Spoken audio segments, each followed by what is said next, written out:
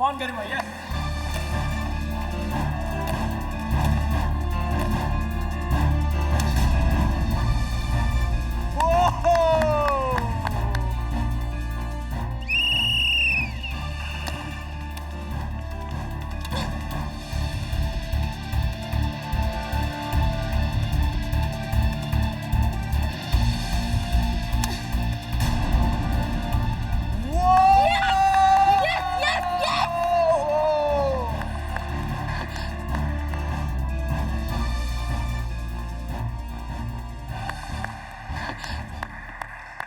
Well played.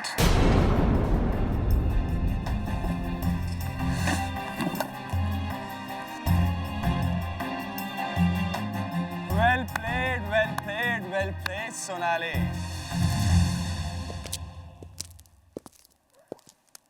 आखिर मेरी coaching कुछ तो काम आई तुम्हारे।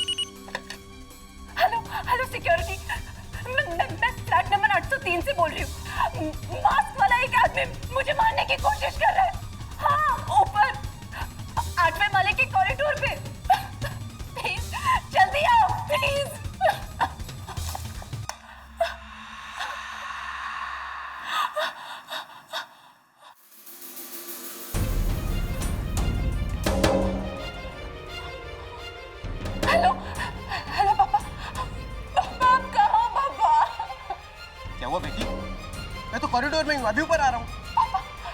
पापा यहाँ एक आदमी ने मुझे मारने की कोशिश की है पापा। मैंने उस पे गोली चला दी। वो यहीं पे। कौन? किधर? फ्लैट के बाहर खड़ा है। पापा प्लीज जल्दी आइए, जल्दी आइए। रुको, मैं पुलिस को फोन करता हूँ। तुम घर के दरवाजे खिड़कियां तब बंद रखना, किसी भी हालत में घर से बाहर मत निकलना। मैं भी ऊपर आ रहा हूँ।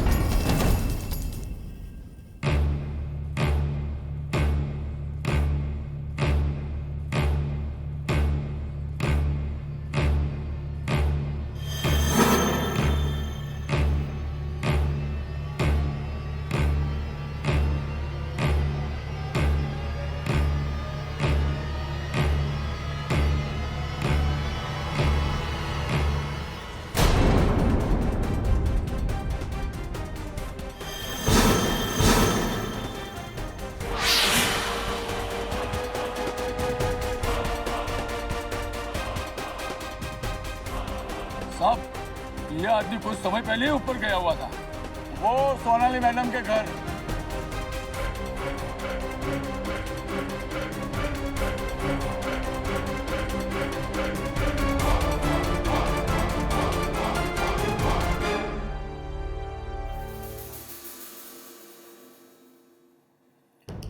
तो आपका ये कहना है कि गिरने से 5 मिनट पहले वो आदमी आपको मारने के लिए आया था और आपने इसी गन से उस पर गोली चलाई?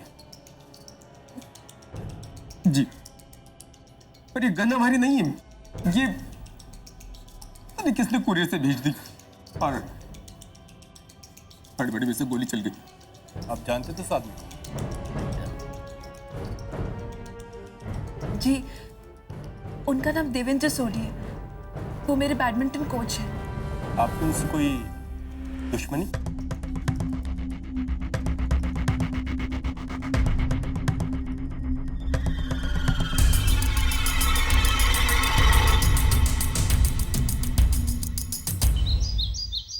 IPC Section 88, act not intended to cause death, done by consent in person's good faith for person's benefit. IPC Section 80, intended to cause death, done by consent in good faith for person's benefit. IPC Section 88, act not intended to... नियति, वो section 9211 के बारे में जानकारी है तुम्हें?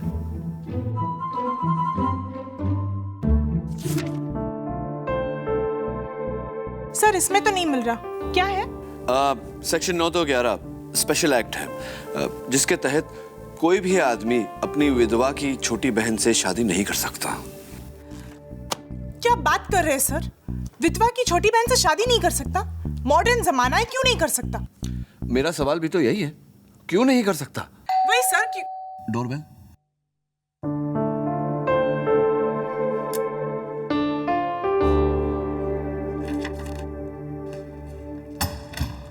KD पाठक है? जी? Sir, मैं जगदीश बरुआ, सोनाली बरुआ का father. Sonali Barua, the famous badminton player. Wow! वो तो अगले हफ्ते एशियन ओपन के लिए टोक्यो जाने वाली है। वो टोक्यो जाएगी या नहीं जाएगी, ये आप पे डिपेंड करता है सर। अभी 2 घंटे पहले मेरी बेटी को पुलिस ने पकड़ लिया।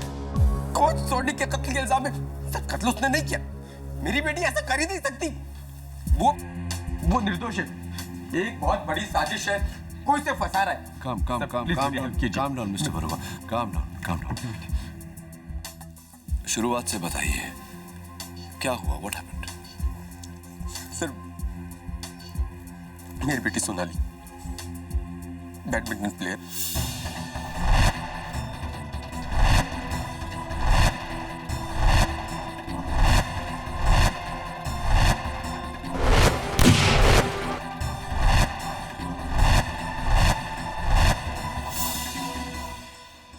सोनाली, मेरा नाम केडी पाठक है। मैं तुम्हारा वकील हूं।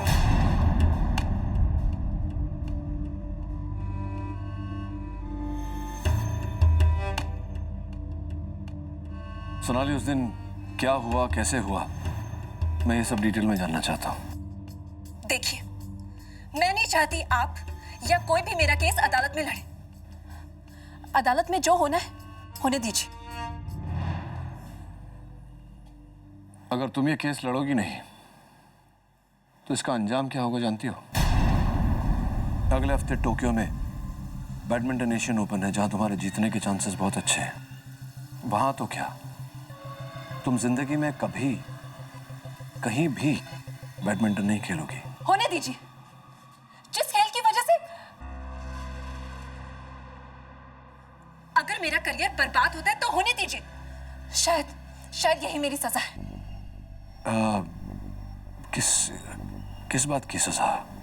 ऐसा क्या किया है तुमने? प्लीज केडी, मेरा केस मत लड़िए। मैं आपसे कुछ नहीं कहना चाहती। चले जाइए, प्लीज चले जाइए।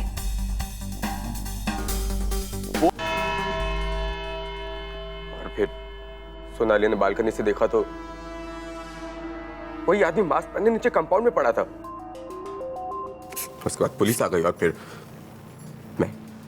मिस्टर बरुआ, सोनाली जी की कहानी की कुछ बातें मेरी समझ में नहीं आई। सोनाली जी, आपने कहा आपने उस आदमी पर गोली चलाई। जी। वो डरी हुई थी इसलिए गोली चला दी उस पर। Your honour, miss Sonali Barua इस देश की लोकप्रिय बैडमिंटन प्लेयर, जिन्होंने एक नहीं कई प्रतियोगिताओं में अनेक मेडल जीते हैं, और आज इस भरी अदालत के सामने एक और मेडल जीतने जा रही हैं। यकीन के साथ झूठ बोलने का मेडल। ऑर्डर। क्योंकि सच तो यह है कि इनके कोच देवेंद्र सोढ़ी के शरीर पर कोई भी गोली का निशान नहीं था, एक भी नहीं, और वो गोली मिस भी नहीं हुई, क्योंकि कॉरिडोर और फ्लैट में गोली का कोई निशान नहीं।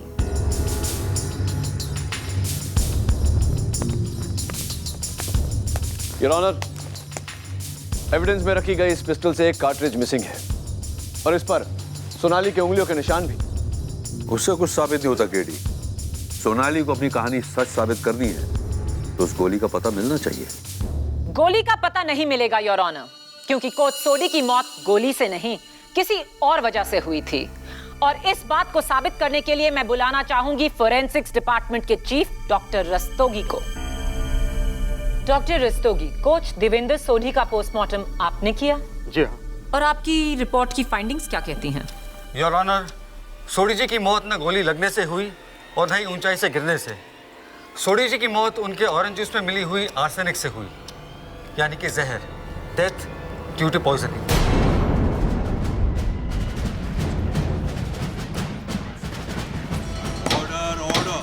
और ये डेथ कब हुई? उनके गिरने से कुछ 40-45 मिनट पहले।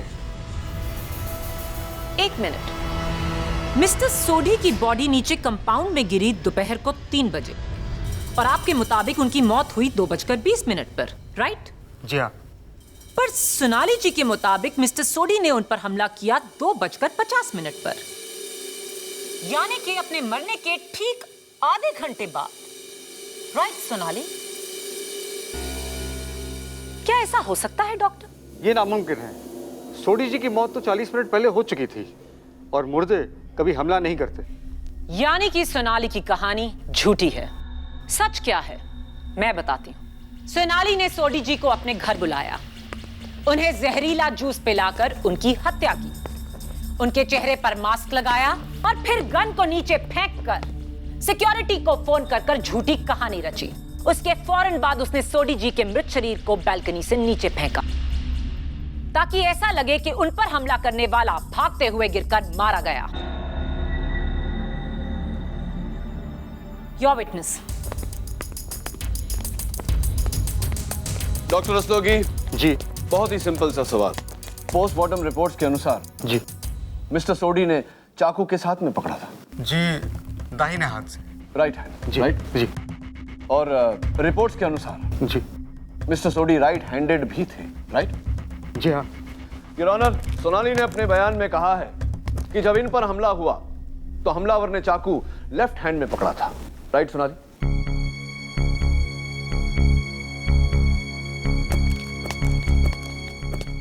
सोनाली, अगर अदालत में तुमने मेरे साथ कोऑपरेट नहीं किया, ये केस हार जाएंगे हम, तुम्हें सजा हो जाएगी। Do you understand that? Your honour, Sonali अगर कहे कि हमलावर ने चाकू लेफ्ट हैंड में पकड़ा था या राइट हैंड में, कोई फर्क नहीं पड़ता क्योंकि उनकी कहानी नकली है। योर ऑनर, सोनाली की कहानी सच्ची है, उसका सबूत ये है, ये पिस्टल और ये कुरियर बॉक्स जो पुलिस को सोनाली के फ्लैट से बरामद हुई थी। योर ऑनर, इस कुरियर कंपनी से मैंने चेक किया है, उन्होंने ऐसा कोई भी कुरियर सोनाली को नहीं भेजा। ये कहानी भी नकली है। That's exactly the point, Your Honor. किसी ने बड़ी चालाकी से ये पिस्टल सोनाली के वहां भेजी ताकि जब वो इस पर हमला करे, सोनाली के पास गोली चलाने के अलावा और कोई चारा न रहे। लेकिन इसका सबूत क्या है? ये गन किसकी है? सोनाली की? नहीं योर ऑनर, इस गन के मालिक को फिलहाल तलाशा जा रहा है, but I am sure Sonali हमें बता सकती है कि ये गन किसकी हो सकती है। सोनाली, किसी पर शक है तुम्हें? सोनाली बोलो। सोनाली। नहीं, मुझे किसी पे कोई शक नहीं, मुझे किसी से कुछ नहीं कहना है। सॉरी सोनाली जी, जो सवाल मैं आपसे अब पूछने जा रही हूं उसका जवाब आपको हर हाल में देना ही होगा। आपके और आपके कोच मिस्टर सोडी के ताल्लुकात कैसे थे? नॉर्मल थे। रियली? पिछले हफ्ते जब आपने मलेशियन ओपन जीता तो आपने सबको थैंक किया एक टेलीविजन इंटरव्यू में, अपने टीम मेंबर्स को, अपने लोकल ट्रेनर्स को, अपने पापा को, अपने फिजियोथेरेपिस्ट को, लेकिन आप एक नाम लेना भूल गई, अपने कोच का, मिस्टर सोडी। क्या उन्हें थैंक ना करना ये नॉर्मल है? मैं उनका नाम लेना भूल गई थी, उसके लिए मैं माफी चाहती हूँ। कोई प्रॉब्लम थी आपके बीच? बोलिए। सोनाली बताइए। मैं नहीं बता सकती। क्यों नहीं बता सकती? सोनाली जी बोलिए, आपके बीच क्या प्रॉब्लम थी? प्लीज, आपको जो सजा सुनानी है सुना दीजिए, मुझे कुछ नहीं कहना है। सजा आपकी चॉइस से नहीं, कानून के हिसाब से दी जाएगी। सोनाली जी प्लीज बताइए, सोडी जी और आपके बीच में क्या प्रॉब्लम थी? मैं नहीं बता सकती। क्यों नहीं बता सकती? मैंने कहा ना मैं नहीं बता सकती। प्लीज सोनाली जी बताइए। मैं बता सकता हूँ, मेरे पास इसका जवाब है। मैं अदालत से विनती करता हूँ कि मुझे कटघरे में आने की इजाजत दे। नहीं पापा प्लीज, आप कुछ नहीं कहेंगे। सोनाली जी, आपका ये कहना कानून की कार्रवाई में दखलंदाजी है। मिस्टर बरुआ, आप कटघरे में आ सकते हैं। मेरी बेटी सोनाली देश के टॉप बैडमिंटन प्लेयर्स में से एक है। क्या कुछ नहीं किया उसने देश का नाम रोशन करने के लिए, अपना खून पसीना कर दिया, लेकिन स्पोर्ट्स पे पड़ी इस पॉलिटिक्स की वजह से इसे आज तक एक भी राष्ट्रीय सम्मान नहीं मिला।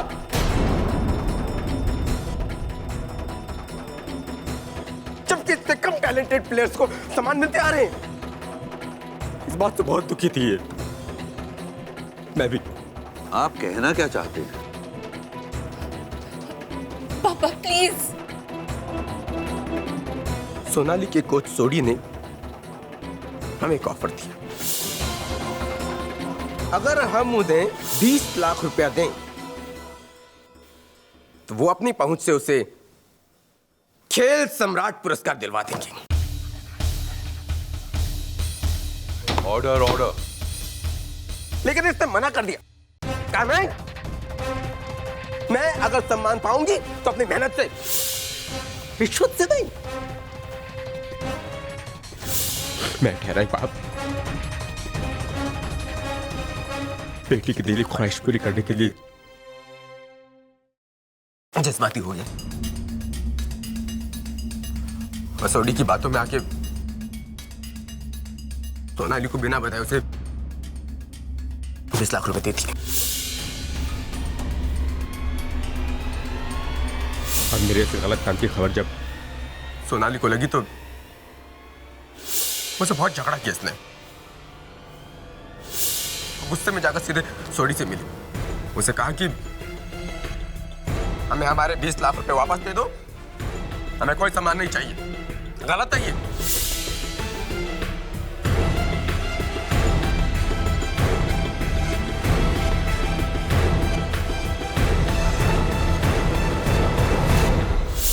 हाँ, और इसी वजह से मैं खामोश थी। मैं नहीं चाहती थी कि मेरे पापा का ये जुर्म अदालत में सबके सामने आ जाए। मिस्टर बरुआ, क्या कोच सोडी ने आपको या सोनाली को वो 20 लाख रुपए वापस दिए? नहीं, आजकल करता रहा लेकिन पैसे वापस नहीं दिए। 1 साल हो गया। आपने बांद्रा में भी एक फ्लैट खरीदा है, उसके लिए एक बैंक लोन भी लिया। हाँ जी। जिसकी EMI आप 8 महीने से नहीं भर पाए। उस बैंक के नोटिसेस ये रहे।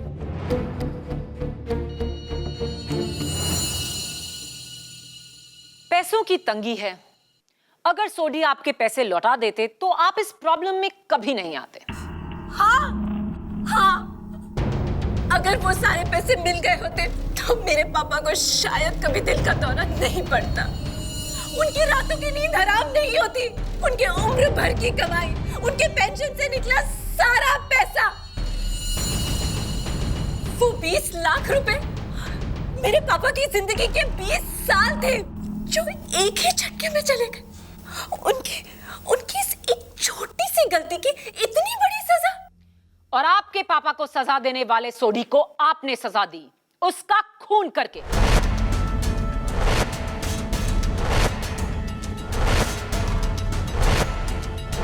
योर ऑनर, सोनाली मिस्टर सोडी की हत्या कर ही नहीं सकती क्योंकि मिस्टर सोडी उस दिन सोनाली के फ्लैट में गए ही नहीं। वो हमलावर जिसने मास्क पहनकर सोनाली पर हमला किया था वो मिस्टर सोडी नहीं, कोई और था। चलिए आपकी ये गलतफहमी भी दूर कर देते हैं।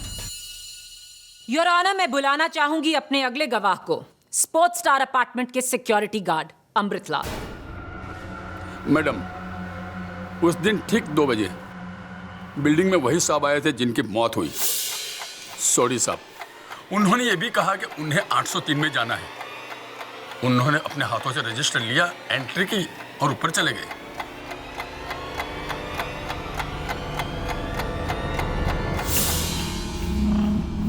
ये है उस सोसाइटी के रजिस्टर की कॉपी। योर ऑनर, ये खुद मिस्टर सोडी का लिखा आखिरी सबूत है, जहां उन्होंने लिखा है कि वो दोपहर के 2 बजे सोनाली के फ्लैट 803 में उससे मिलने आए।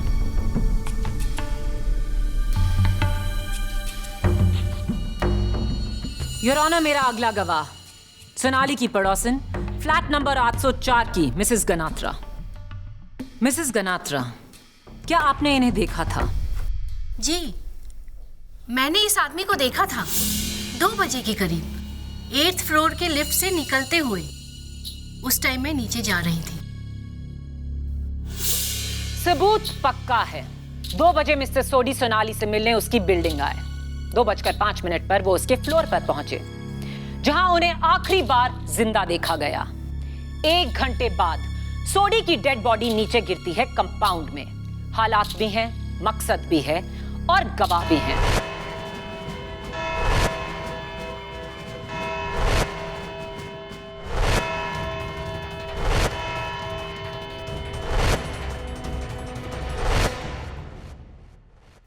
सोनाली, तुम अपने पिता का जुर्म छिपाना चाहती थी, इसीलिए नहीं चाहती थी कि तुम्हारा केस अदालत में आए।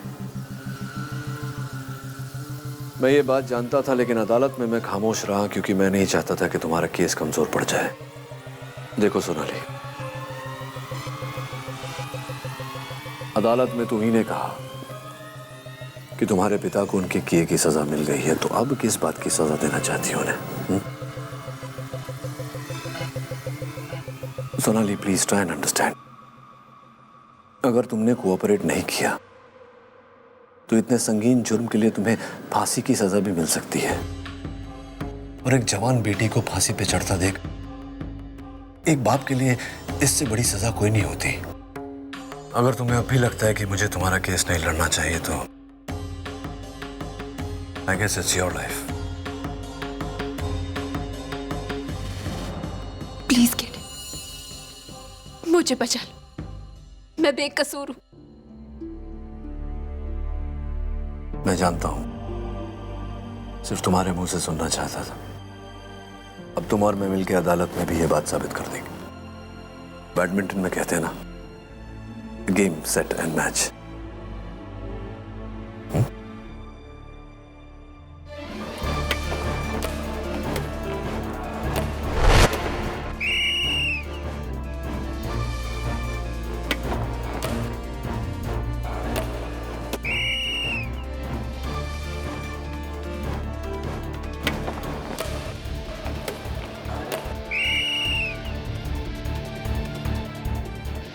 Game and match go to Garima.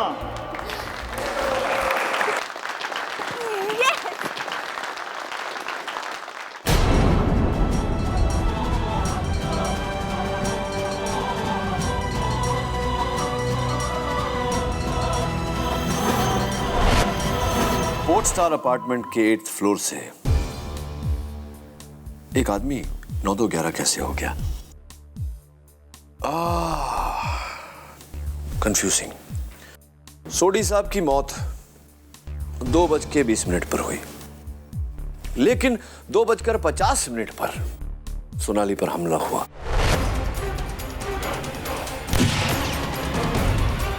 और 3 बजे सोडी साहब की लाश जमीन पर गिरी। सर, या तो सोनाली सच कह रही है या फिर फॉरेंसिक रिपोर्ट्स। आई थिंक दोनों सच बोल रहे हैं। Sir, how is that possible?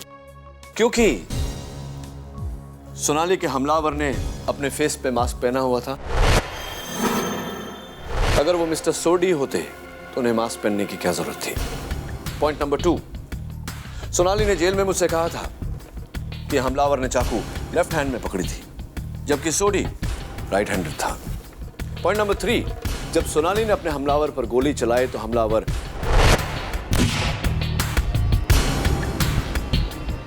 Door के बाहर जाकर गिरा। फिर वहां से उसकी बॉडी सोनाली के पीछे बालकनी में कैसे पहुंची? इट्स वेरी क्लियर, सोनाली पर जिसने हमला किया वो मिस्टर सोडी नहीं, कोई और था। सर, उस हिसाब से तो कातिल लेफ्टी है। You're right. लेकिन सर, ये 2 आदमियों वाली बात आपने अदालत में क्यों नहीं कही? What's the point, नियति? What's the point? इस बात का पूरा दारोमदार सोनाली का बयान है, जो माया अदालत में तुरंत झुठला देती। इस बात को साबित करने के लिए हमें सोनाली के बयान के अलावा सबूत चाहिए, और सबसे बड़ा सबूत है वो पिस्टल जो मौका वारदात से मिला। क्या करें अभी? मिस्टर खान, लगता है सबूत मिल गया। इंस्पेक्टर खान, आप ही के फोन का इंतजार कर रहा था, बोलिए। रियली? 1 मिनट होल्ड करिए।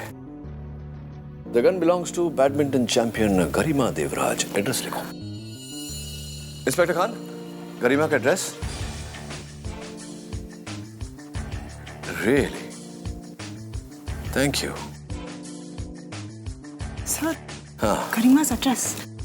एड्रेस लिखने की कोई जरूरत नहीं। गरिमा देवराज सोनाली की बिल्डिंग में रहती है, उससे 1 माला नीचे, flat number 703। It's time to go and meet miss Garima Devraj.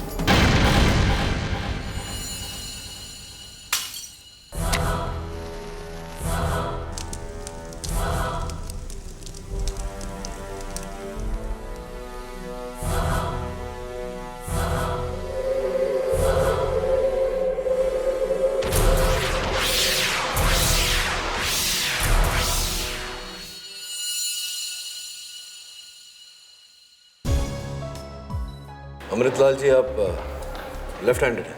जी साहब। ये वही रजिस्टर है जिस पर मिस्टर सोडी ने साइन किया था? जी साहब। केडी, इस पर कानून की मोहर भी है। ध्यान से देखोगे तो इस पे एक मोहर और लगी है। उस दिन गरिमा से मिलने 1 बजे दिनेश मदन आया था।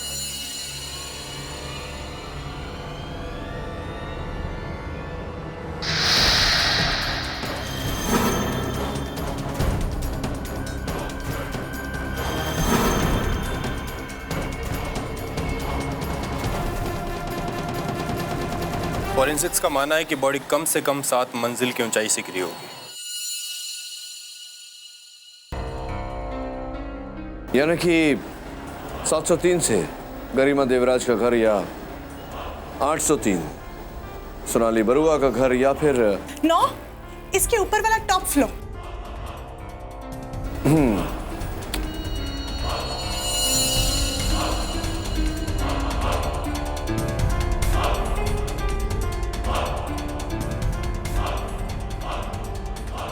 मिस्टर बरुआ, लगता है ऊपर वाला फ्लैट बंद है।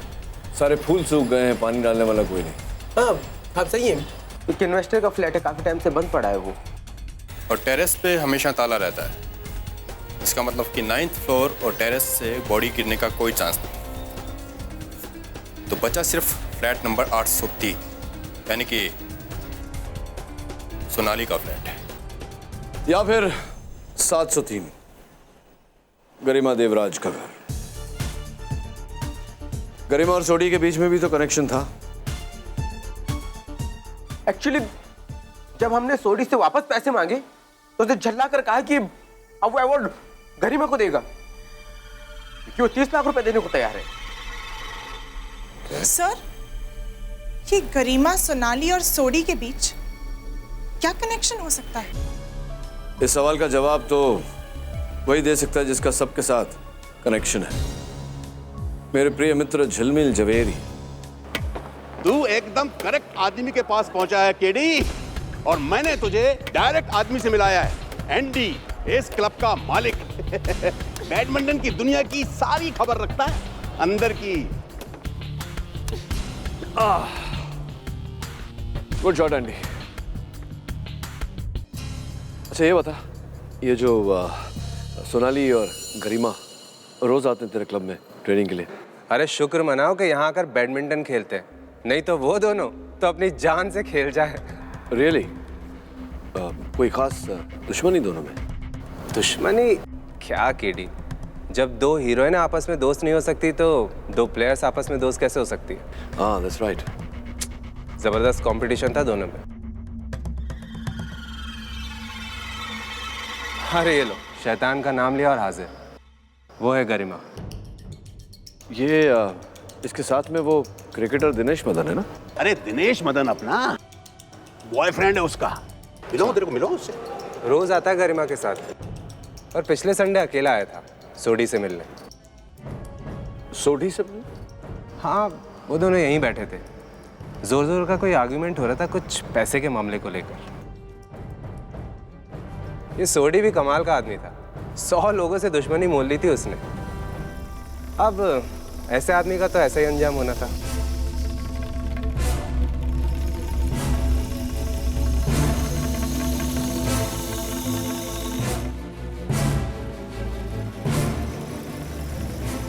ये गरिमा लेफ्ट हैंडेड है। दोनों से मिलोगे तेरे को? नहीं झिलमिल, मिलेंगे, लेकिन इस कोर्ट पर नहीं, उस कोर्ट में। गरिमा, ये 9 मिलीमीटर पिस्टल आपकी है? जी हाँ। बैडमिंटन प्लेयर्स के हाथों में तो अक्सर रैकेट रहता है। ये गन क्यों तुम्हें इसकी जरूरत पड़ी? अपनी प्रोटेक्शन के लिए, क्योंकि मुझे कुछ लोगों की धमकियां आया करती थी। धमकियां? किसने दी आपको धमकियां? अंडरवर्ल्ड ने? जी हाँ। गरिमा, ये बताओ कि तुम स्पोर्ट्स स्टार अपार्टमेंट में रहती हो। ये सोनाली 8वें मंजिल पर है, तुम 1 मंजिल नीचे 803 में, तुम 703 में। जी। मैं ये सोच रहा हूँ कि तुम्हारी ये पिस्टल इस तरह उड़कर 7वीं मंजिल से 8वीं मंजिल पर कैसे हाउ डिड इट हैपन, कैसे पहुँच गई? वो मैं नहीं जानती, और वैसे भी ये गन मैं अपने घर में नहीं रखती हूँ। अच्छा। मैं इसे अपने बैडमिंटन क्लब के लॉकर रूम में रखती हूँ, जहाँ से ये गन 4 दिन पहले ही चोरी हो चुकी थी। ये गन तुम्हारे बैडमिंटन क्लब के लॉकर रूम से 4 दिन पहले चोरी हो चुकी थी, तो तुमने पुलिस कंप्लेंट तो की होगी, रिपोर्ट लिखवाई होगी? हाँ, लिखवाई थी। और ये रही उसकी रिपोर्ट। Thank you.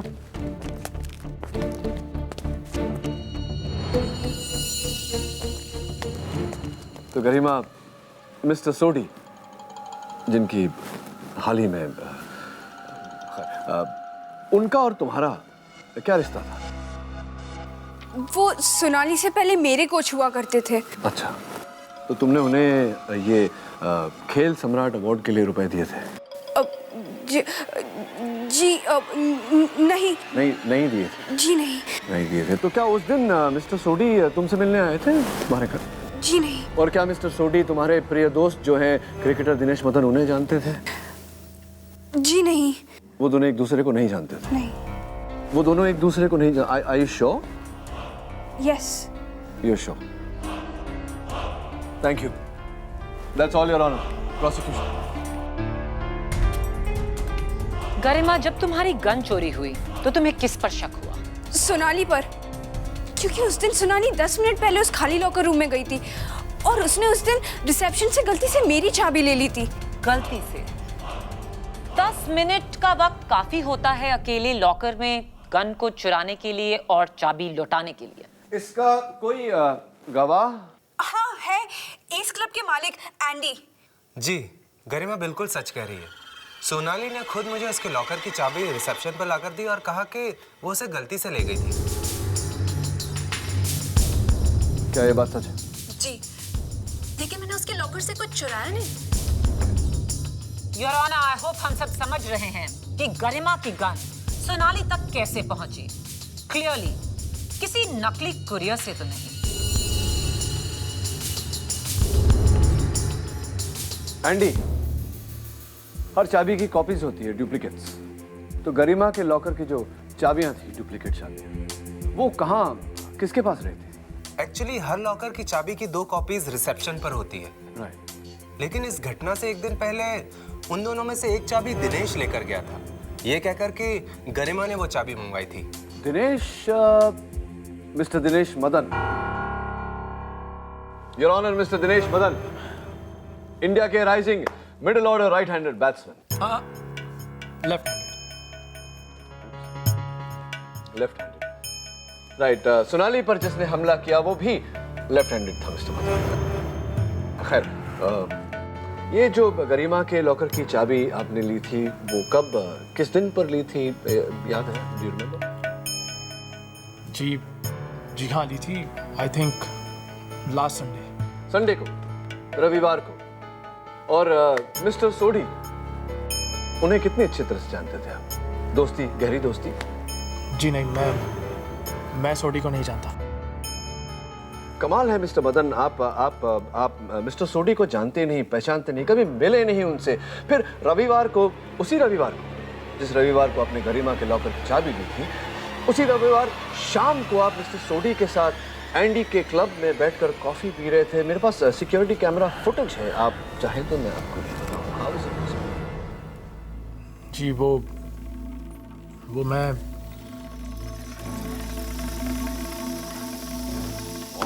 ऑर्डर। हाँ, क्या बोल रहे थे? मैं मिला था सोडी से उस शाम, लेकिन आप मिले थे उस दिन शाम को। तो मिस्टर मदन, अब ये बताइए कि आपसे पहले गरिमा और अब आप क्यों झूठ बोल रहे थे कि आप मिस्टर सोडी को जानते ही नहीं? वाई? क्योंकि अगर मीडिया को पता लग जाता कि मैं सोडी से क्यों मिल रहा हूं तो आप समझ सकते हैं।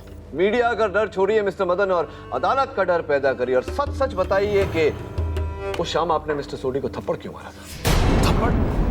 मैंने कोई थप्पड़ नहीं मारा उसे। थप्पड़ मारा था आप? जैसा मैंने कोई थप्पड़ नहीं मारा, मैंने उसे सिर्फ धमकी दी थी। धमकी दी थी? चलिए, इतना तो माना आपने। क्यों हुआ? क्यों धमकी दी थी? वो मैं क्या है कि सोडी के पास मेरे और गरिमा के कुछ फोटोग्राफ्स थे जो स्कैंडल क्रिएट कर सकते थे, और वो काफी टाइम से गरिमा को ब्लैकमेल भी कर रहा था। ब्लैकमेल। तो कितने क्या रकम मांगी गई थी? 50 लाख रुपए के लिए। 50 लाख। और उसका पहला इंस्टॉलमेंट 5 लाख रुपए मैंने सोडी को शाम को दिए भी थे। राइट। मैं समझ गया। तो बाकी की रकम 45 लाख रुपया देने के लिए आपने मिस्टर सोडी को उस दिन गरिमा के स्पोर्ट्स स्टार अपार्टमेंट वाले फ्लैट में 703 में उन्हें बुलाया। जी, ये झूठ है। मैं उसे भला वहां क्यों बुलाऊंगा? मैं तो वहां था ही नहीं। ये बिल्कुल झूठ है। आप नहीं थे वहां। आप थे वहां। बिल्डिंग के रजिस्टर में आपकी एंट्री है, जिसकी ये जेरॉक्स कॉपी है। आप ही का नाम है, आप ही का सिग्नेचर।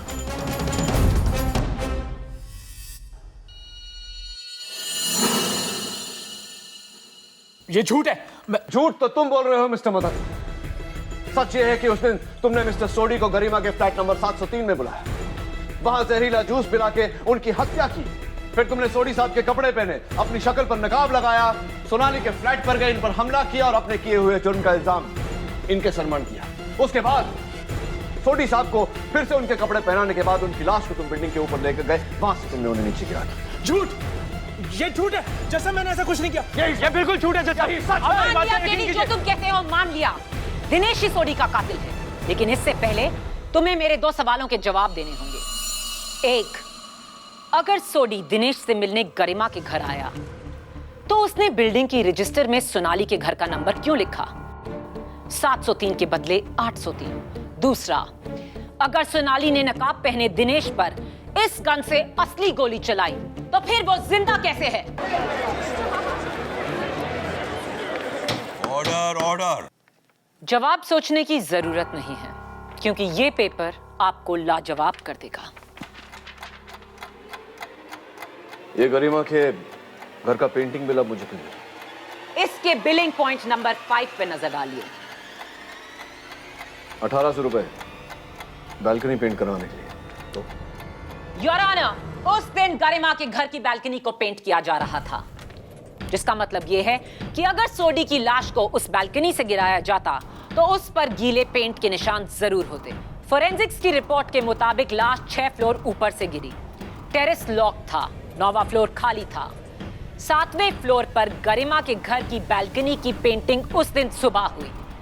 बचा सिर्फ 8वां फ्लोर सोनाली का घर, जहां से गिरी सोडी की लाश। 100% कत्ल सोनाली ने किया है।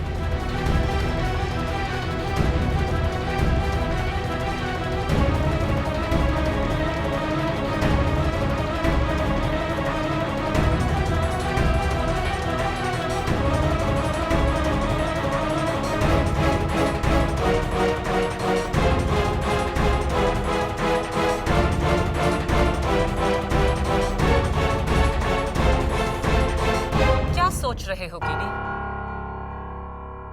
अपनी इस पहली हार का सामना कैसे करोगे? फैसला अभी बाकी है मिस माया। और फैसला क्या है हम दोनों जानते हैं।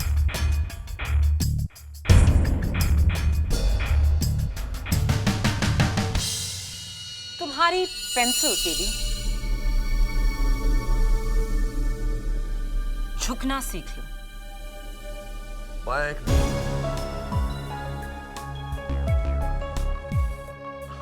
चिंता मत करो, बालों में कुछ।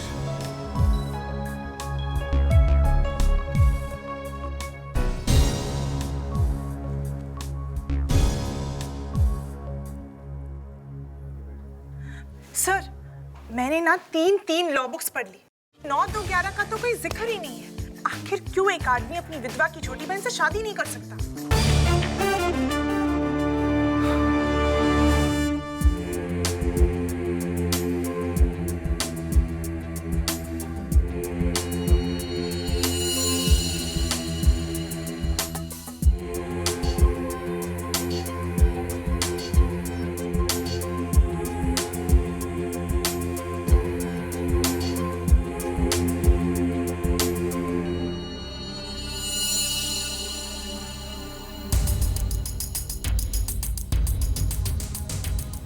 ये क्या देख रहे हैं सर?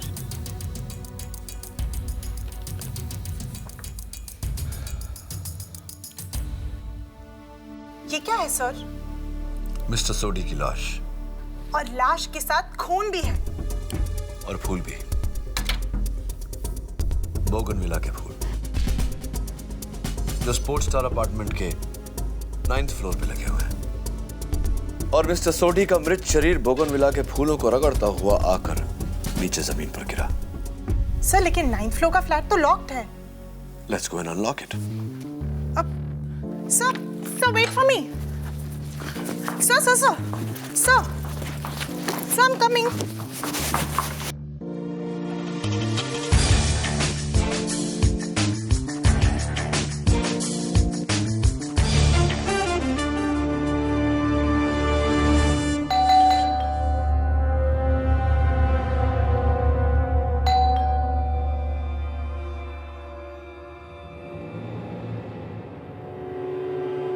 सर, मिस्टर बरुआ ने पहले ही कहा था यहाँ पर कोई नहीं रहता। राइट। क्या चाहिए आपको? सर क्या करें, मैं देती हूँ। सर कौन?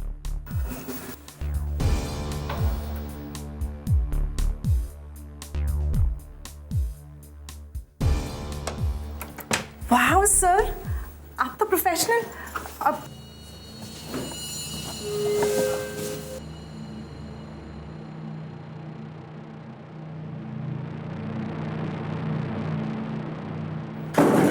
सर यहाँ पर तो ऐसा कुछ दिख ही नहीं रहा जिससे लगे किसी का मर्डर हुआ हो।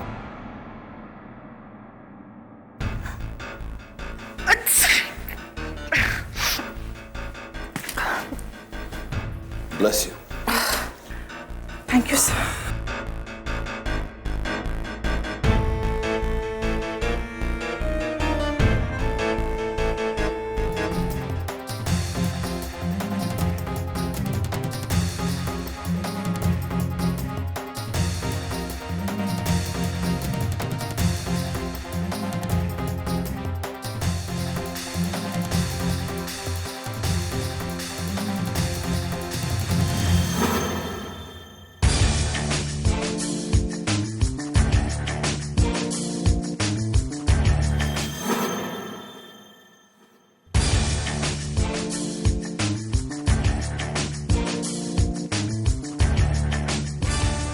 You're a genius, नीति।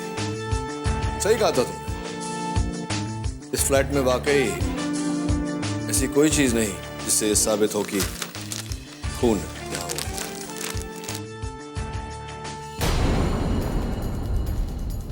Come with me, come with me.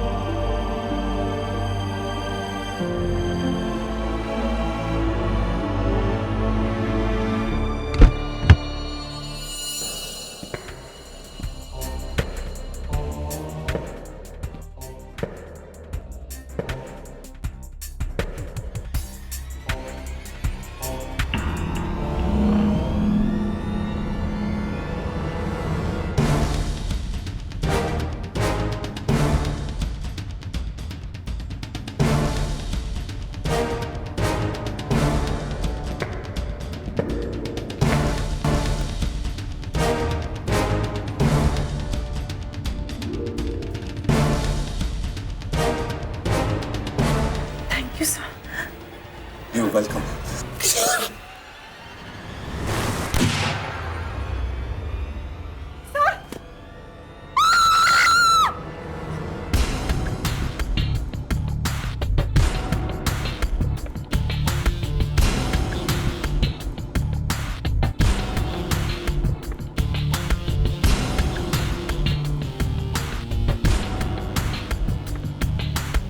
Andy, मैंने ये फ्लैट कुछ दिन पहले किराए पर लिया था ताकि तुम सोडी की हत्या करके उसे बालकनी से नीचे फेंक सको।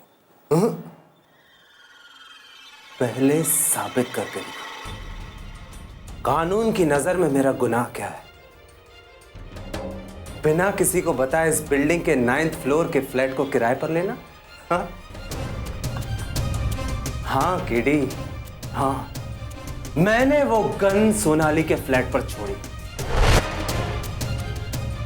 मैंने सोडी को मारा, मैंने उसे फेंका। कैसे साबित करोगे? मैंने इस कमरे से, इस फ्लैट से हर नामो निशान को मिटा दिया। कोई सबूत नहीं है तुम्हारे पास उस मर्डर का। कैसे साबित करोगे केडी? हाँ?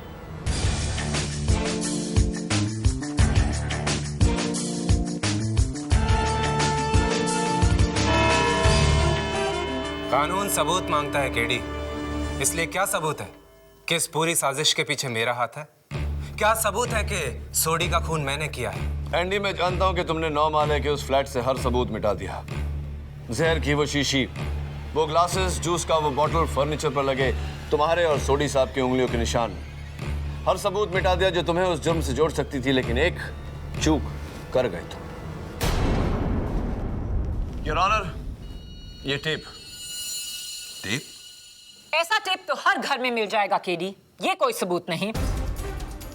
आपकी बात ठीक है मिस माया फर्नेस, लेकिन इस टेप की खास बात यह है कि ये एंडी के सामान से बरामद हुई है और फोरेंसिक रिपोर्ट के अनुसार इस पर एंडी की उंगलियों के निशान भी है। इसी टेप से एंडी ने कुरियर का वो पार्सल सील किया था जिसमें पिस्तौल था और जो सोनाली के घर के बाहर रखी गई थी। योर ऑनर, अगर इस टेप का सिरा इस कुरियर बॉक्स के सिरे से मिल जाता है तब तो यह साफ साबित हो जाएगा कि यह सब एंडी का ही किया धरा है।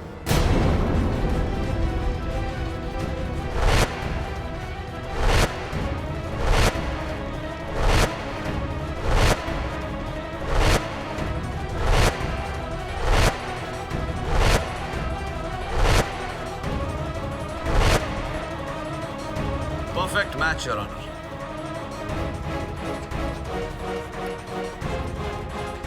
Quiet, please, quiet. अब बताओ एंडी, अब तो तुम्हारे बचने का कोई रास्ता बाकी नहीं रहा। हाँ, सोडी ने मुझसे 30 लाख रुपए लिए थे इस बात का प्रॉमिस लेकर कि वो मेरे स्पोर्ट्स क्लब को नेशनल ट्रेनिंग सेंटर बना देगा, लेकिन बिना कुछ किए वो मेरे सारे पैसे खा गया। मैं जानता था कि सोनाली की उससे दुश्मनी है, इसलिए मैंने चुपके से सोनाली के ऊपर वाला फ्लैट किराए पर लिया और सोडी को अपने घर पर बुलाया। लेकिन मैंने जानबूझकर उसे गलत एड्रेस दिया, 803 सोनाली का फ्लैट। इसीलिए उसने नीचे रजिस्टर में भी वही एंट्री की और लिफ्ट से 8वें फ्लोर पर उतरा, जहां मैं पहले से उसकी राह देख रहा था। अरे सोडी जी, अरे आप यहाँ क्या कर रहे हैं? मेरा फ्लैट तो इसके ऊपर वाले फ्लोर पर है, 903। लेकिन आपने तो मुझे फ्लैट नंबर 803 बताया था। आपने गलत सुना होगा। खैर आइए। मैं फिर सोडी को ऊपर अपने फ्लैट में लेकर गया। मैंने उससे अपने पैसे आखिरी बार मांगे लेकिन उसने इनकार किया।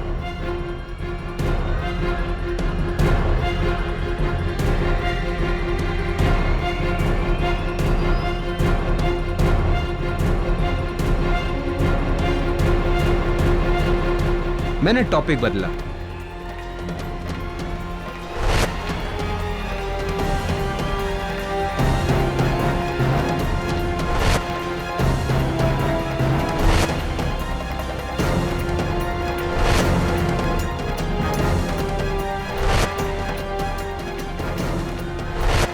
और उसे जहरीली ड्रिंक पकड़ा दी।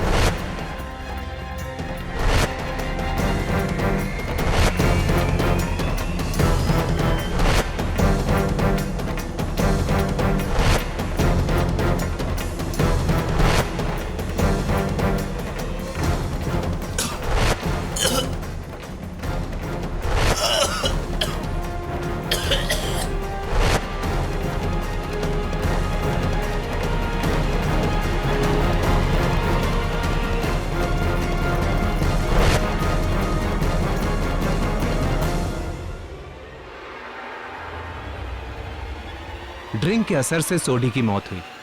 फिर मैंने एक बुलेट प्रूफ जैकेट पहना और उसके ऊपर एक गाउन पहना और अपने चेहरे पर एक मास्क लगाया।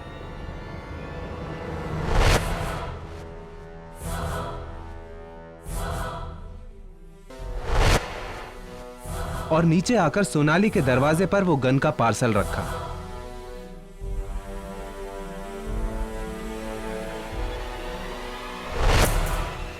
और फिर मास्क पहने सोनाली पर हमला किया। सोनाली ने घबराकर मुझ पर गोली चलाई और दरवाजा बंद कर दिया। मैं भागकर वापस ऊपर अपने फ्लैट में आया और सोडी की लाश को मैंने वही गाउन और मास्क पहना दिया।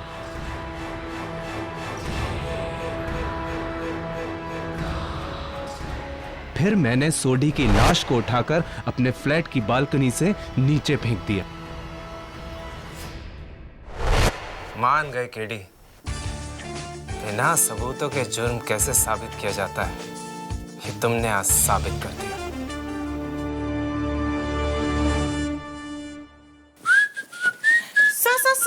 Sir I'm here. What do you want? सब आपने अब तक बताया नहीं। हाँ, मैं बता देता हूँ। देखो, ये आइडिया मुझे तब आया जब मैंने माया के बालों में वो फूल। वो नहीं, तो? सेक्शन 9211 एक आदमी अपनी विधवा की छोटी बहन से शादी नहीं कर सकता। हाँ, याद है मुझे। सेक्शन 9211 एक आदमी अपनी विधवा की छोटी बहन से शादी नहीं कर सकता क्योंकि वो मर चुका है। Right, you are a genius Niyati. देखो नियति, एक अच्छे वकील को प्रश्न अपने कान से नहीं दिमाग से सुनना चाहिए। और याद रखना, जिंदगी और अदालत में जानकारी से ज्यादा समझदारी काम आती है। Am I right? Or am I right?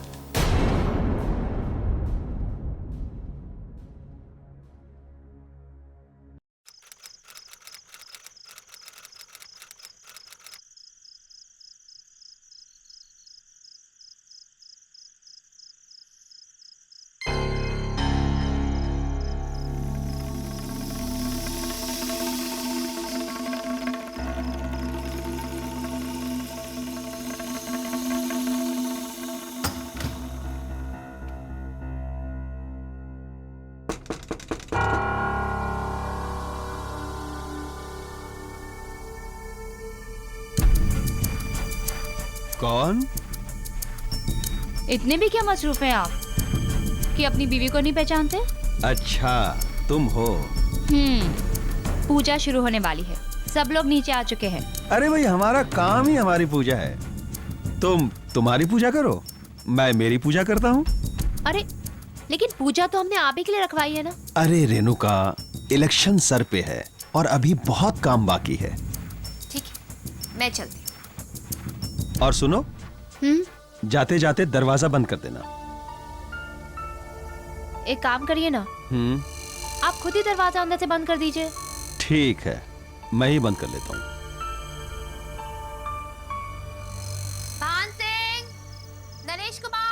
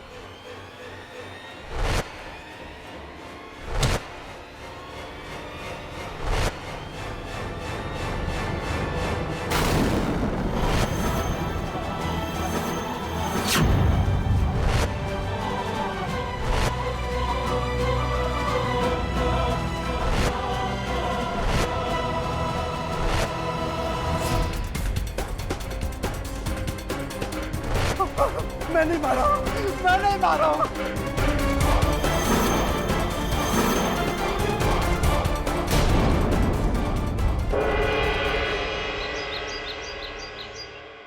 आज की ताज़ा खबर, आज की ताज़ा खबर, होने वाले मुख्यमंत्री निरंजन साय का खून। आज की ताज़ा खबर, आज की ताज़ा खबर।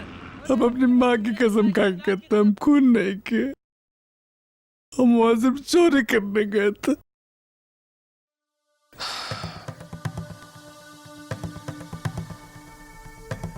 चलो एक पल के लिए मान लेते हैं कि ये खून तुमने नहीं किया, लेकिन चोरी करने के लिए निरंजन सहाय के अलावा और कोई घर नहीं मिला तुम्हें? कौन निरंजन सहाय? निरंजन सहाय को नहीं जानते तुम? अरे साहब, गरीब आदमी को अपने पेट से फुर्सत मिले तब ना वो कुछ और जाने। गांव में बीवी बच्चों का बहुत बुरा हाल है साहब। बैल बिक गए, जमीन गिरवी पड़ी, शहर में 2 साल से कोई काम नहीं, दिमाग खराब हो गया साहब। बस्ती में भाई है वो जगन भाई, वो बोला कि बंगला में बहुत पैसा है। जमीर को मार के हम गए जिंदगी में पहला बार चोरी करने के लिए।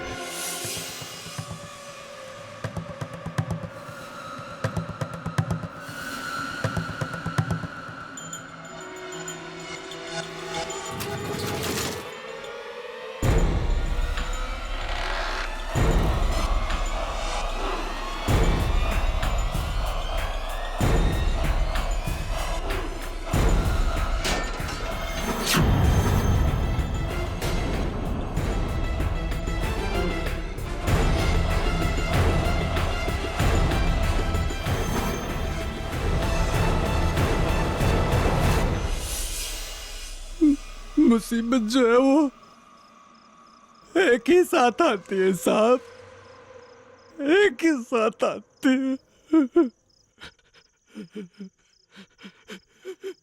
देखो चंदू, तुम्हारी बाकी की मुसीबतों के बारे में मैं कुछ नहीं कह सकता, लेकिन इतना जरूर कहूंगा कि अगर तुम बेगुनाह हो तो इस मुसीबत से मैं तुम्हें जरूर निकालूंगा। नहीं साहब नहीं, अंदर से आवाज आ रही है साहब कि हम बहुत बुरे फंसे, बहुत बुरे फंसे हम साहब। हिंदुस्तान का कानून कहता है इनोसेंट अंटिल प्रूवन गिल्टी। इसका मतलब जब तक तुम्हारा जुर्म साबित नहीं हो जाता तुम बेगुनाह हो।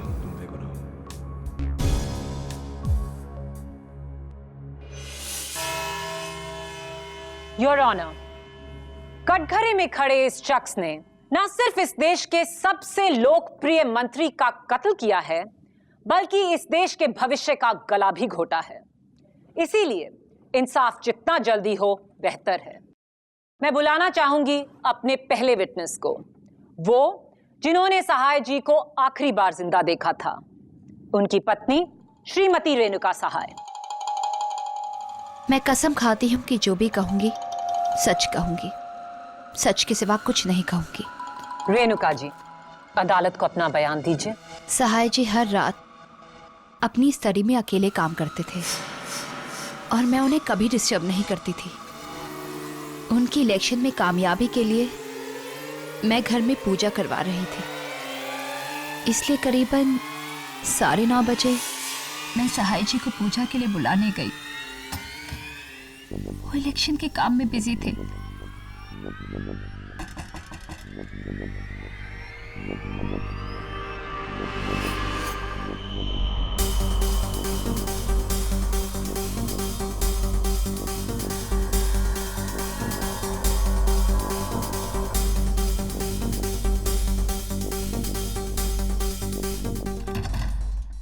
मेरे चाहते ही उन्होंने स्टडी का दरवाजा अंदर से बंद कर लिया। और फिर उसके बाद?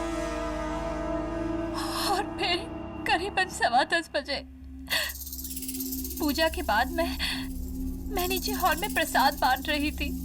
मैंने ऊपर कुछ गिरने की आवाज सुनी तो मैं भाग के ऊपर गई। हाय मैंने देखा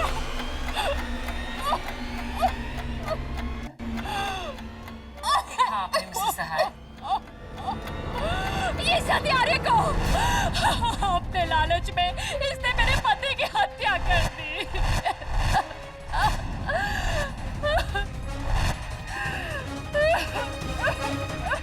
डिफेंस। रेणुका जी, क्या आपने चंदू को अपने पति का खून करते हुए देखा? जी? क्या आपने चंदू को आपके पति का कत्ल करते हुए देखा? आपके पति के शरीर में छुरा भोंकते हुए अपनी आंखों से देखा?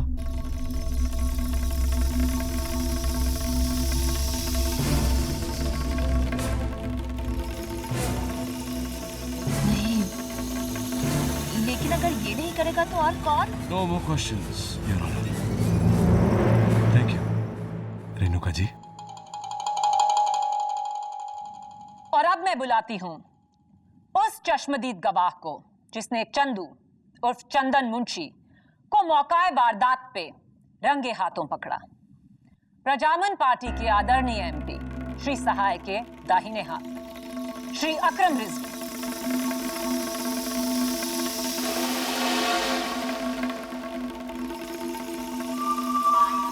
रिजवी साहब, आप प्लीज कोर्ट को बताएंगे कि उस रात को आपने क्या देखा? जी करीब 10:15 बजे थे और मैं पार्टी के एमपीज की लिस्ट लेके सहाय जी के पास उनके स्टडी रूम की तरफ जा रहा था। जोर से कुछ गिरने की आवाज सुनी। मैं भागकर वहां पहुंचा तो कमरा खुला था और लाइट भी बंद थी। जैसे ही मैंने लाइट जलाई, मैंने इस आदमी को वहां देखा।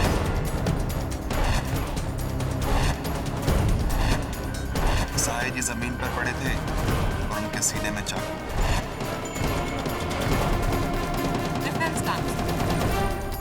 एक ही प्रश्न है रिजवी साहब, क्या आपने चंदू को सहाय साहब का कत्ल करते हुए देखा? नहीं, लेकिन इस आदमी को मैंने थैंक यू। मेरे अगले विटनेस सहाय जी के पीए अशोक मंकड़ जी। जी, मैं हमारे पार्टी प्रेसिडेंट श्री भानुदास पारिक को उनके बंगले छोड़कर वापस सहाय सर के बंगले पे आया। करीब 10:15 पे अचानक सहाय सर के कमरे से कुछ गिरने की आवाज आई। मैं भागकर ऊपर गया और जाकर देखा कि रिजवी साहब लाइट ऑन किए और सहाय सर नीचे पड़े थे सर। तो आप क्या कहते हैं डिफेंस लॉयर? मिस्टर मंकड़, क्या आपने चंदू को सहाय साहब का कत्ल करते हुए देखा? नहीं, लेकिन इसके उंगलियों के निशान उसके। मिस्टर अशोक मंकड़, जो प्रश्न पूछा जा रहा है उसी का उत्तर दीजिए। बाकी की जानकारी देने के लिए पब्लिक प्रोसिक्यूटर साहिबा है ना हमारे पास। क्या आपने चंदू को सहाय साहब का कत्ल करते हुए देखा? जी नहीं। Thank you mister Mankad. जज साहब, अब मैं बुलाना चाहूंगी अपने अगले गवाह को।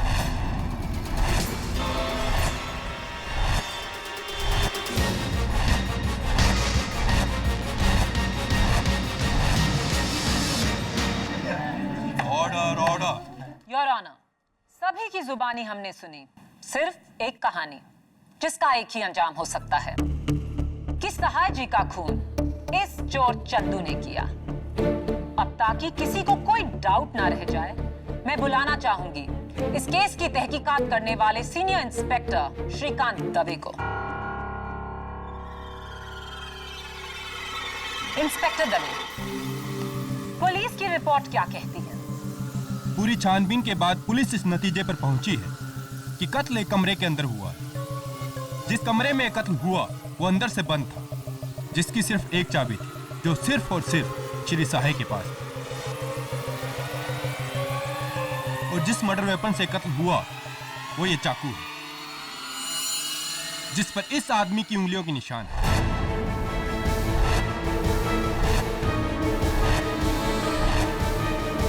इतना ही नहीं योर ऑनर, कत्ल का टाइम रात करीब 10 से 10:15 के बीच का था। इसके अलावा ना कोई दूसरा मर्डर वेपन, ना शरीर पर कोई घाव, ना शरीर में जहर या कोई जान लेने वाला पदार्थ। So it's very clear and simple case of death by step wound. अगर अब भी किसी को लगता है कि चंदू बेकसूर है, तो मेरे हिसाब से वो आदमी सपनों की दुनिया में है। राइट। इंस्पेक्टर दवे, आपने चंदू को I object, Your Honor. ये वकीले सपाही किस तरह के बेतुके सवाल पूछ रहे हैं? मेरे बेतुके सवाल का एक ही तुका सा जवाब है कि किसी ने चंदू को साहिब साहब का कत्ल करते हुए नहीं देखा। ओह, तो आप कहेंगे कि आपने हवा को नहीं देखा तो हवा नहीं है, भगवान को नहीं देखा तो भगवान नहीं है। नहीं है ना, भगवान भी है, हवा भी है। इसका मतलब ये हुआ कि जो नहीं दिखता वो हो सकता है, तो हो सकता है कि जो दिखता है वो ना हो। जो हो सकता है वो दिखता नहीं है, और जो आपकी इजाजत हो तो मैं आपको दिखा के बताना चाहता हूँ कि क्या हो सकता है और क्या नहीं हो सकता। तो साहब, ये आज का न्यूज़पेपर है और ये पब्लिक प्रोसिक्यूटर साहिबा का पानी का गिलास।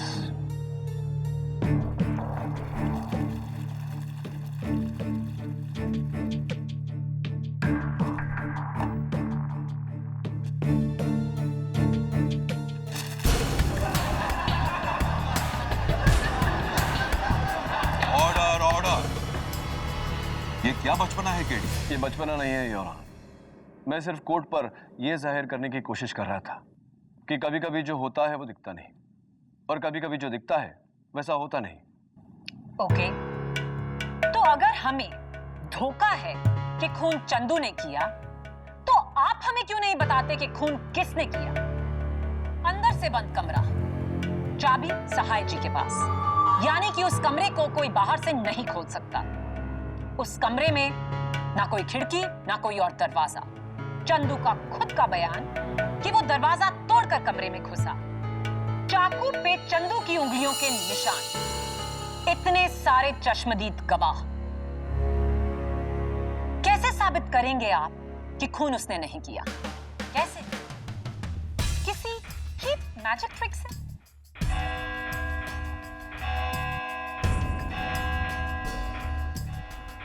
Court is urgent for the day. Chandu Munshi के गले में फांसी का फंदा और भी कसता जा रहा है और डिफेंस के लिए उसे बचाना और भी मुश्किल होता जा रहा है। कैमरामैन निरंजन के साथ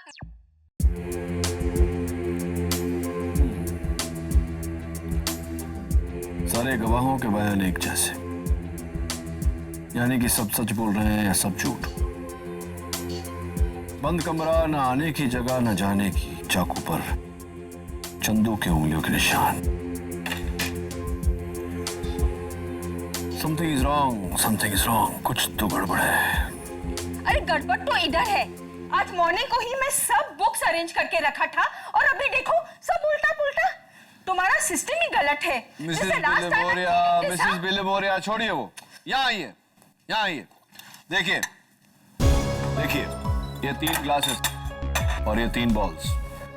ये बॉल यहाँ रखा, इसको टैप किया। वाला, कैसा लगा मेरा मैजिक?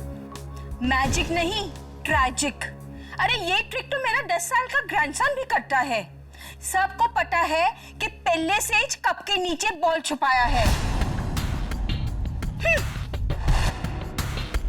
खाली कप के अंदर पहले से बॉल, यानी कि मर्डर के पहले से ही कोई रूम में छिपा था।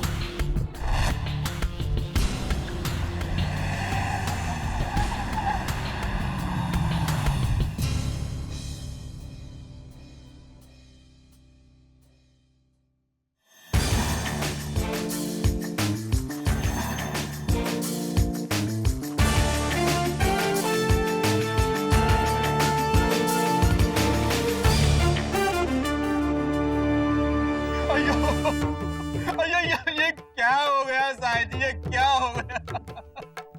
अरे साहिब जी जैसा शरीफ आदमी का कौन खून किया जी? मेरे को बहुत दुख हो गया जी। मेरे को बहुत नटराजन जी, पात्रे जी आप बस बस बस। अरे बहुत अच्छा आदमी था। प्रेस वाला आया क्या? हाँ।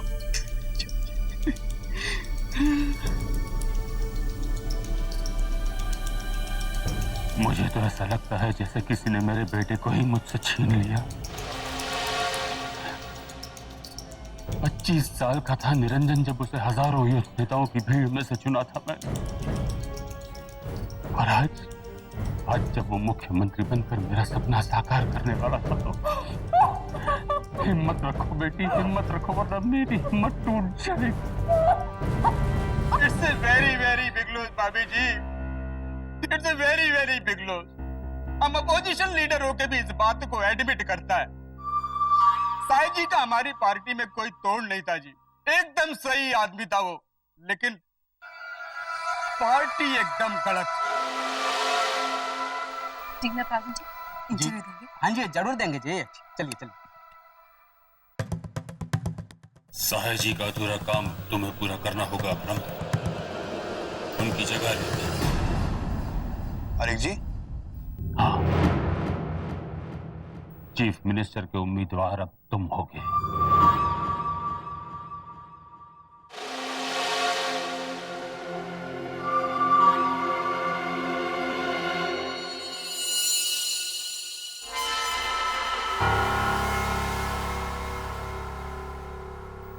आप यहाँ?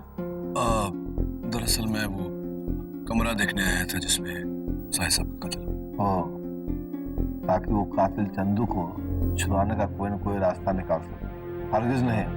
देखने दीजिए अशोक जी, सहाय जी हमेशा कहते थे कि प्रजातंत्र में सबको मौका मिलना चाहिए,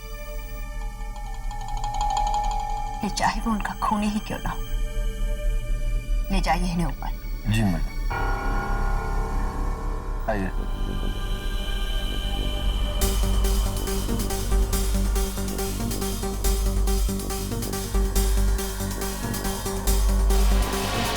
आइए, यही है साहिब साहब का कमरा।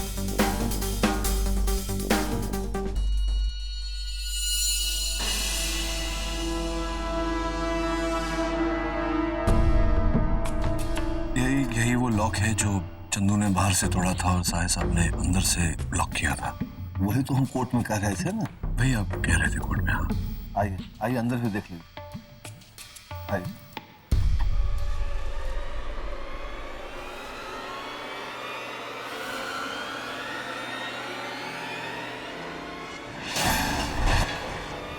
ये वही गमला जो गिरा था। हाँ,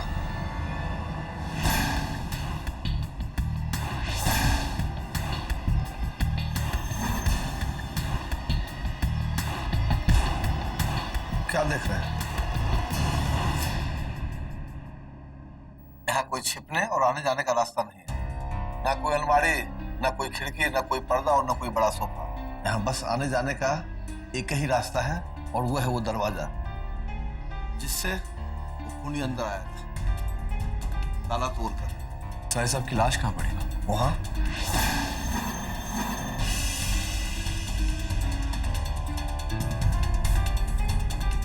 यहाँ इस तरह? हाँ।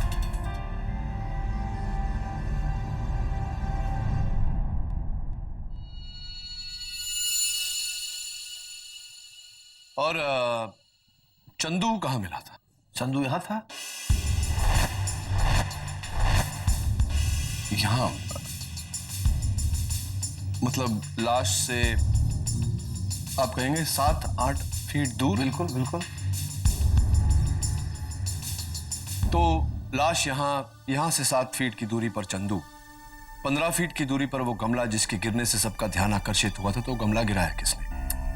वही तो हम कह रहे थे ना कि उसी की आवाज सुनकर तो हम सहाय सर के कमरे में भाग कर आए थे। हाँ, मैंने भी यही बात कही, लेकिन मैं आपसे पूछ रहा हूँ कि वो गमला गिराया किसने? देखिए वही गमला है।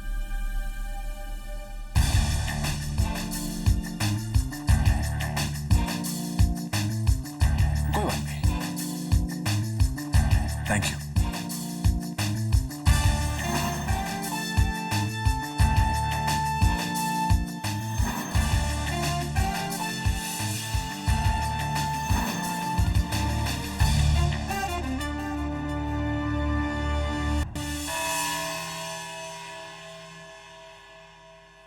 रेणुका जी, एक कंफ्यूजन था मेरे मन में। ये चोर जीवन की इसकी सबसे पहली चोरी, वो भी श्री निरंजन सहाय के घर में, जो चारों तरफ से सख्त पहरे से घिरा हुआ है, ये उस घर में घुसा कैसे?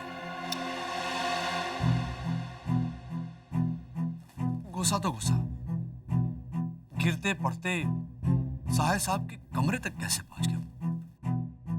How is it possible? दरअसल उस वक्त हमारी सिक्योरिटी अपनी जगह पर नहीं थी। सिक्योरिटी अपनी जगह पर नहीं थी? मतलब? एक्चुअली मैं सबको हॉल में बुलाकर प्रसाद बांट रही थी। पूजा का प्रसाद तो सभी को एक साथ में बुला लिया था आपने। एक एक करके अगर बुलाती तो। जी मुझे क्या पता था। हाँ भला आपको कैसे पता चलता कि पूजा का प्रसाद जो आपने अपने पति की लंबी उम्र के लिए मांगा था वो उनकी मौत का कारण बनेगी? I object your honour. Defence counsel इस बात को कुछ और ही रंग दे रहे हैं। सिस्टर सॉरी, चलिए जाने दीजिए ये सब बातें। जब आप साहिब साहब को पूजा के लिए बुलाने गए तो वो अपने कक्ष में अपने स्टडी रूम में बैठकर कोई फाइल वगैरह पढ़ रहे थे और आपने उनका ध्यान आकर्षित करने के लिए दरवाजे पर, तो जब आपने नॉक किया तो उन्होंने अपने नजदीक के चश्मे उतारे, दूर के चश्मे पहने और आपसे पूछा कौन? कमाल है ना रेणुका जी कि दूर के चश्मे पहनने के बावजूद साहिब साहब आपको सब अपनी धर्म पत्नी को नहीं पहचान पाए। जब 10-12 फीट की दूरी थी और रोशनी ठीक ठाक ही। तुम कहना क्या चाहते हो केडी? मैं कहना नहीं चाहता योर ऑनर, दरअसल आपको दिखाना चाहता हूं। आपकी इजाजत हो तो? इजाजत है। लाइए, बस बस वहीं रख दीजिए। जज साहब ये हूबहू वैसा ही गमला है जैसा साहिब साहब के कमरे में था। इस गमले से 15 फीट की दूरी पर मान लेते हैं कि ये साहिब साहब की कुर्सी जिस पर वो उस रात बैठे थे, और साहिब साहब की कुर्सी से 7 फीट दूर चंदू पाया गया। राइट मिस्टर मांकड़, आप तो थे मेरे साथ। नहीं नहीं बैठ जाइए, बैठ। अब मेरे मन में यह प्रश्न उठता है जज साहब कि अगर चंदू यहां था तो वो गमला कैसे गिरा जिसके गिरने से सब मोहतात हुए? तो आप कहना चाहते हैं कि खूनी कमरे में पहले से ही मौजूद था और इस गमले के पीछे छुपा था? Wow, exactly. तब तो योर ऑनर ये खून किसी 4 साल के बच्चे ने किया होगा, क्योंकि गमले का साइज देखिए। इसके पीछे किसी आदमी का छुपना नामुमकिन है, और अगर कोई छिप भी जाता तो सहाय जी उसे आसानी से देख लेते। प्रोसिक्यूटर साहब, बिल्कुल देख लेते अगर उनकी दूर की नजर सही होती, लेकिन ऐसा नहीं था। और यही बात साबित करने के लिए मैं अपनी सेक्रेटरी की मदद लेना चाहता हूं, अगर आपकी आज्ञा। इजाजत है। जज साहब, मिसेस विलिमोरिया के आंखों का नंबर ठीक वही है जो मिस्टर सहाय का था, -3, दोनों आंख। मेरे पास यहां मिस्टर सहाय के चश्मे हैं। बिली, मेरिट।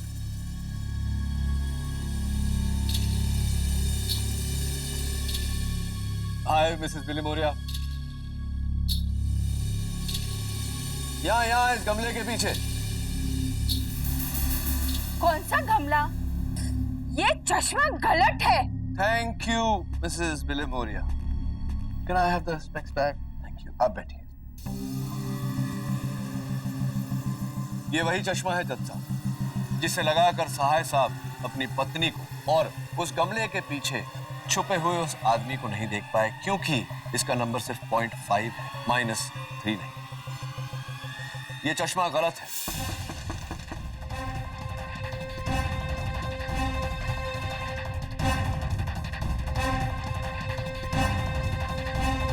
कौन?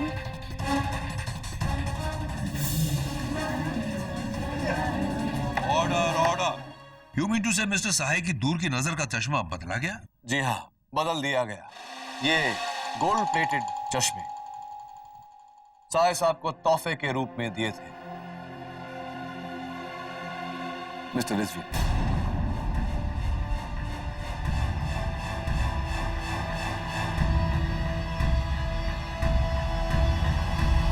Good choice.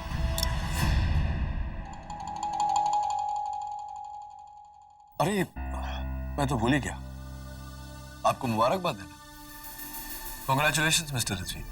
सहाय साहब के बाद पार्टी की तरफ से चीफ मिनिस्टर के नुमाइंदे आप ही हैं।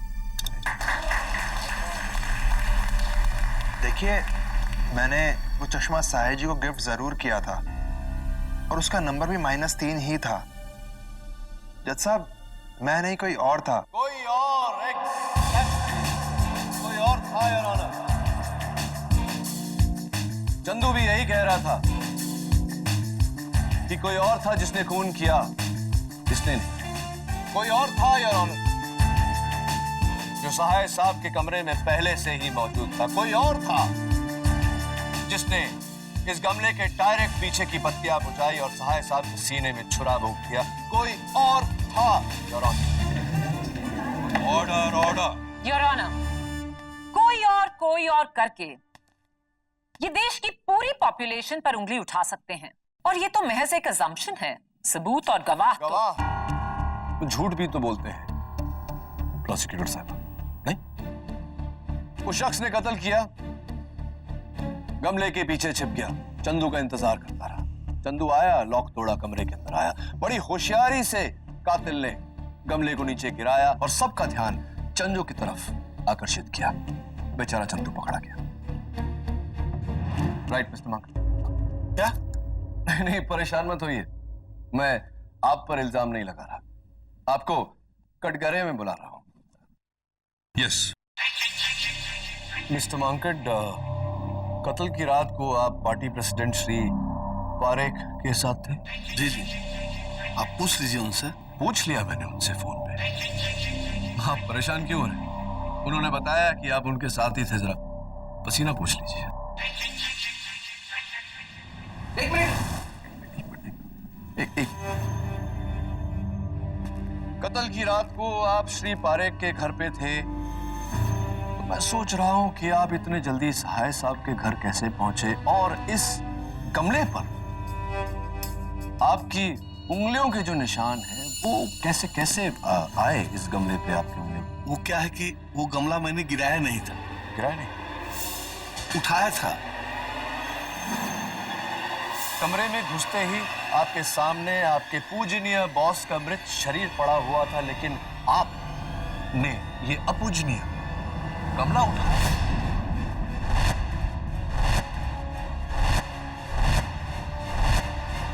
वो नहीं, कोई बात नहीं, जान लीजिए, सोच लीजिए, जाइए बैठिए। और जब तक आप सोच रहे हैं हम बात करते हैं एक ऐसे शख्स से जज साहब, जो अगर ना होता तो शायद आज चंदू कटघरे में ना होता। लक्ष्मी बस्ती के जगन्नाथ शेट्टी उर्फ जगन भाई से। नमस्ते माई बाप। जगन भाई, लक्ष्मी बस्ती वाले सब आपसे डरते हैं, लेकिन आप तो कितने जॉली हैं।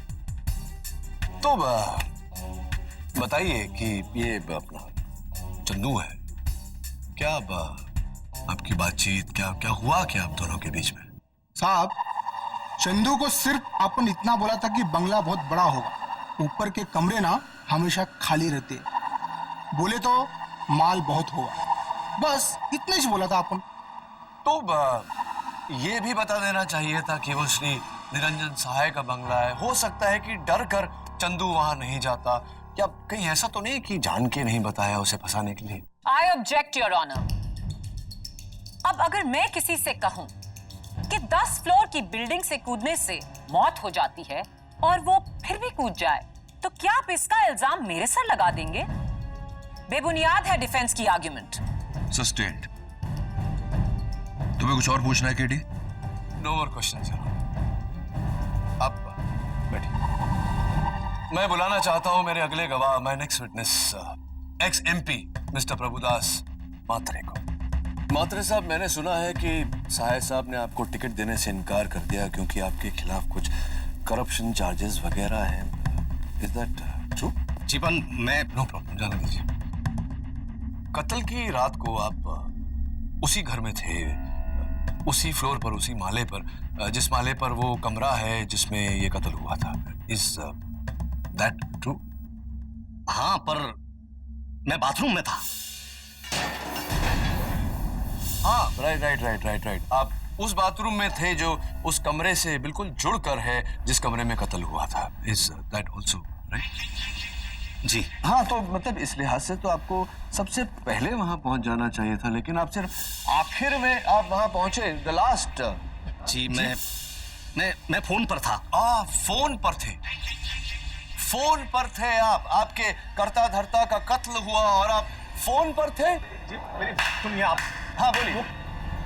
वेरी गुड मिस्टर केडी पाठक, आप मेरे सारे गवाहों को कोई ना कोई मकसद देकर कटघरे में खड़े इस मुजरिम को बेकसूर साबित कर देना चाहते हैं। That's my job, Your Honor. ये किसी आम इंसान का कत्ल नहीं था। सहाय जी इस देश के सबसे पावरफुल नेताओं में से एक थे। ऑब्वियसली उनकी मौत से एक को नहीं, काफी सारे लोगों को फायदा होगा। तो आप क्या कहना चाहते हैं कि वो सब के सब लोग गुनहगार हैं? नहीं, सब नहीं, पर उन सब में से कोई एक गुनहगार जरूर है। वो एक जिसकी उंगलियों के निशान उस चाकू पर पाए गए, चंदू। जज साहब, शायद हो सकता है कि चंदू ने डर के वो चाकू अपने हाथ में ले लिया हो। होता है, ऐसा पहले भी हुआ है। शायद, लेकिन, मगर, किंतु सिर्फ सवाल उठाने से जवाब नहीं मिलते मिलॉर्ड। बंद कमरा, उसमें सिर्फ 2 लोग, एक की मौत इस चाकू से हुई और दूसरे की उंगलियों के निशान इस चाकू पर। चंदू ने खुद कहा कि उस कमरे में और कोई नहीं था। अब आप मुझे बताइए, खून किए बिना चंदू की उंगलियों के निशान इस चाकू पर कैसे आए? अगर आप मुझे ये प्रूफ कर दें मिस्टर डिफेंस काउंसिल, तो मैं माया फडणवीस पब्लिक प्रोसिक्यूटर इस केस में अपनी हार मान लिया। और ये मेरा आपको चैलेंज है।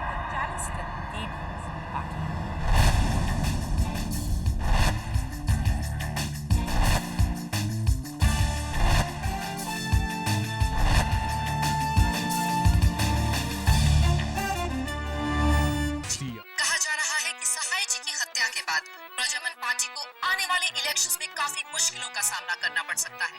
आपका इस बारे में क्या विचार है?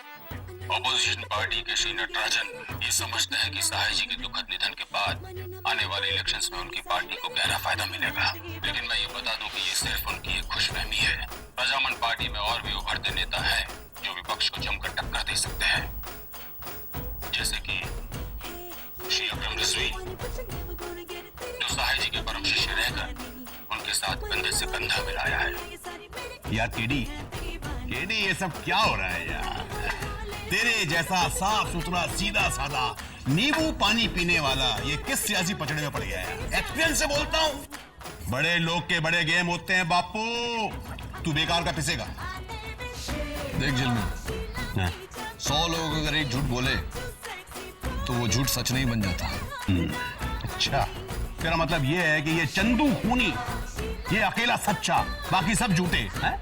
कम ऑन यार, आज की डेट में लोग सगे बाप का भरोसा नहीं करते और तू एक चोर का कर रहा है। अच्छा छोड़िए सब, देख सुन, कल रात एक मस्त फिल्म की पार्टी है, उसमें बड़ी बड़ी हीरोइंस आएंगी।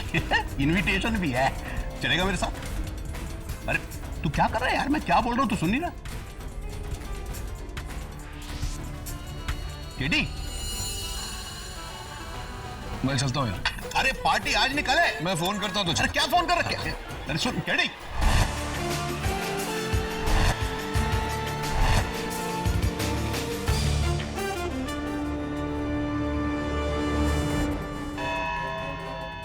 अदालत की कार्रवाई शुरू की। इस चाकू को गौर से देखो चंदू, इसी चाकू के कारण एक बेगुनाह की मौत हुई और अब एक और मौत होने वाली है,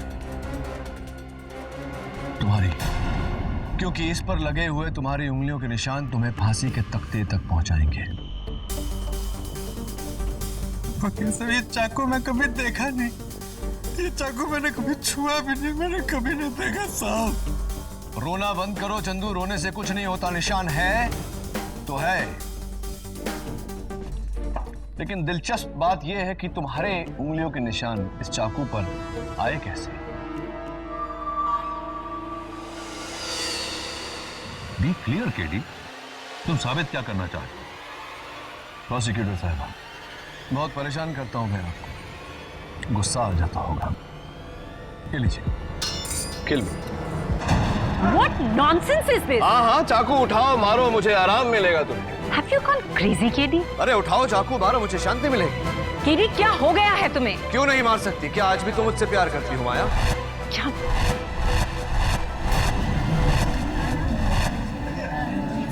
ऑर्डर ऑर्डर। माफी चाहता हूं योर ऑनर। मैं सिर्फ ये साबित करने की कोशिश कर रहा था कि अगर कोई चाकू से किसी की जान लेना चाहता हो तो वो चाकू इस तरह पकड़ता है, एक्सक्यूज मी, ना कि इस तरह से।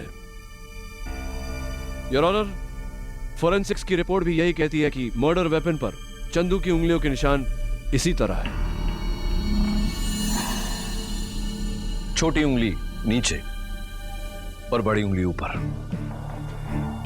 कोई रूल बुक है जो बताती है कि चाकू कैसे पकड़ा जाए?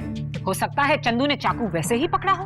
नहीं हो सकता है योर ऑनर। फोरेंसिक्स की रिपोर्ट में साफ साफ लिखा हुआ है कि जिस समय कत्ल हुआ सहाय साहब खड़े हुए थे, और अगर चंदू ने चाकू इस तरह पकड़ा था तो यह मुमकिन नहीं कि चंदू ने सहाय साहब का कत्ल किया।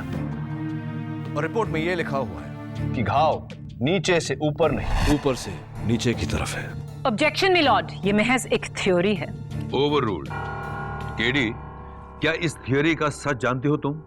यस योर ऑनर, मैं मर्डर वेपन हैंडल करने की इजाजत चाहता हूं।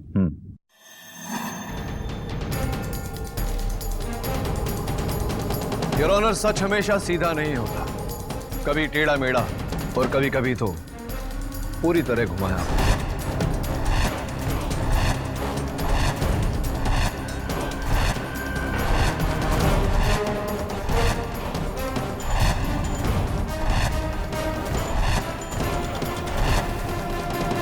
चंदू,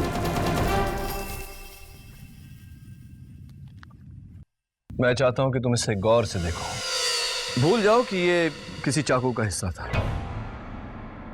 अब सोचो कि इसे कहां देखा है तुमने, किसी और चीज पर, जैसे कि चलने की छड़ी या कोई छाता वगैरह। छाता? चंदू, ये लगता बारिश होने वाली है। एक काम कर, ये छतरी लेके जा तू, ठीक है? ये ले। हाँ। चल। और रुक ना। हाँ। ये जो बंगले वाली बात है ना, किसी को बोलना नहीं। हाँ, नहीं बताऊंगा जगन भाई, नहीं बताऊं। क्या थोड़ा सीक्रेट है ना? ठीक है, जा। सुना ये ना, ये छतरी मेरे दोस्त का है रे। तो एक काम कर, मेरा छतरी लेके जा, ठीक है? हाँ हाँ ठीक है, जा। हाँ? क्या कहा तुमने? छाता जज साहब, छाता था। छाता योर ऑनर, यही वो छाता है जो चंदू के हाथों में पकड़ाकर इस हैंडल पर उसके उंगलियों के निशान लिए गए।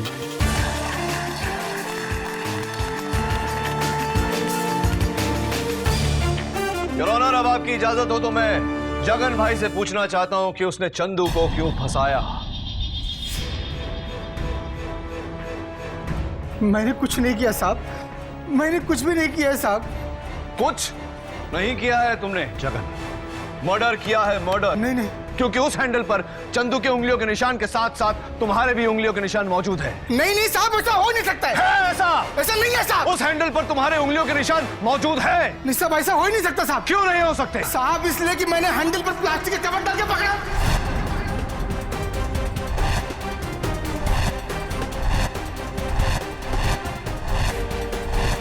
Very interesting. जब तुमने उस हैंडल पर कवर डालकर उसे पकड़ा तो जाहिर सी बात है कि उस हैंडल पर तुम्हारे उंगलियों के निशान नहीं आ सकते।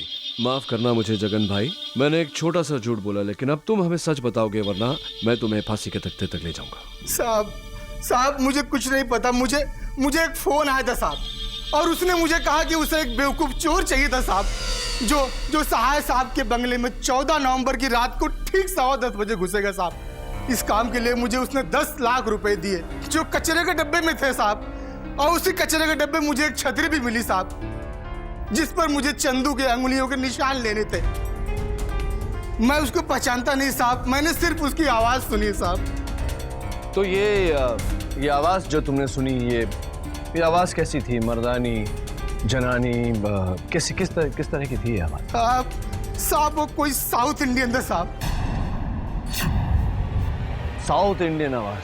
एकदम रफ आवाज थी साहब।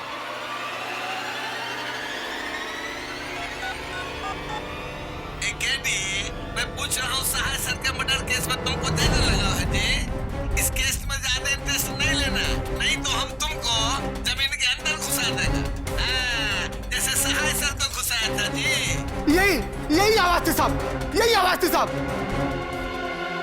केडी, ये आवाज तुम्हारे फोन पर? योर ऑनर,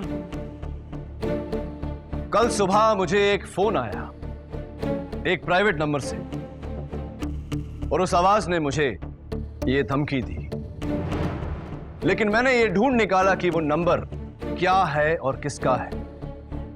मैं उस नंबर पे फोन लगाऊंगा और वो फोन इसी अदालत में बजेगा, क्योंकि वो शख्स वो है जिसने केवल मुझे धमकी नहीं दी बल्कि इस साजिश को रचा है और साहे साहब का कत्ल भी किया है। इजाजत है।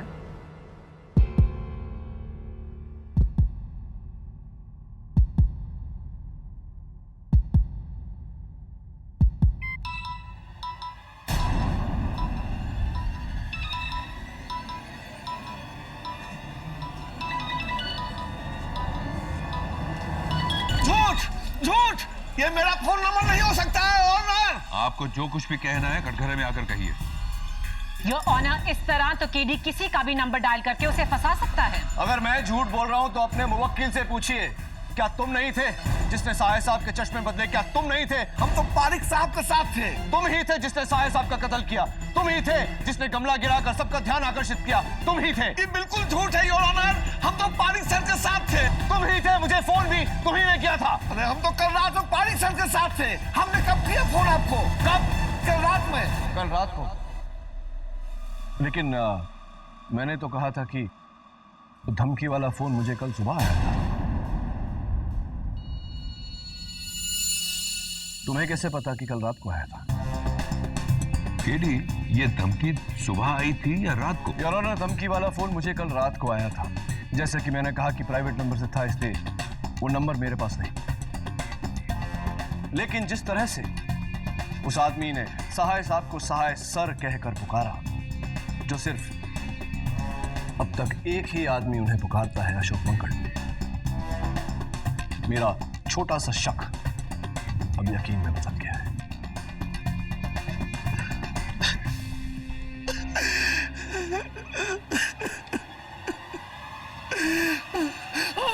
हमने ही चश्मा बदला था।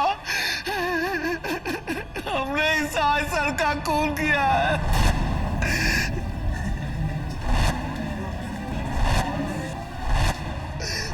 धमकी भी मैंने दी।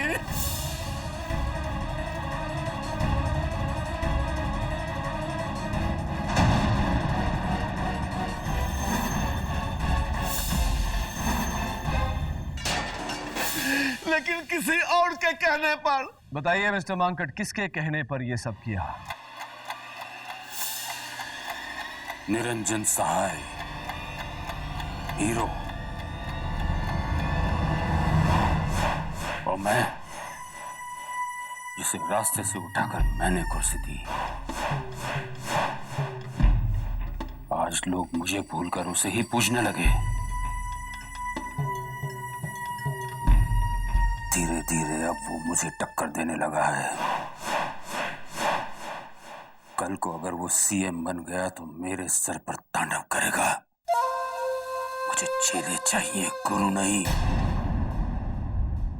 भानुदास पारेख सिर्फ एक है, दूजा कोई बनना चाहे तो वो उसे बिगाड़ देता है।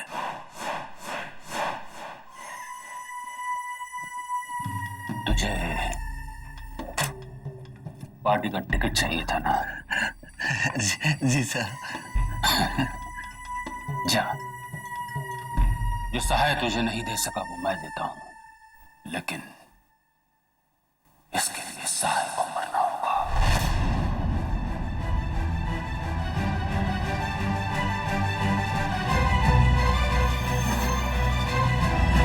अदालत फैसला है कि मुलजिम चंदू उर्फ चंदन मुंशी को कत्ल के इल्जाम से बरी किया जाए और केवल चोरी के इल्जाम की कार्रवाई हो। और अदालत पुलिस को हुक्म देती है कि जगन और अशोक मंकड़ के साथ साथ जल्द से जल्द प्रजामन पार्टी के प्रेसिडेंट भानुदास पारेख को गिरफ्तार किया जाए।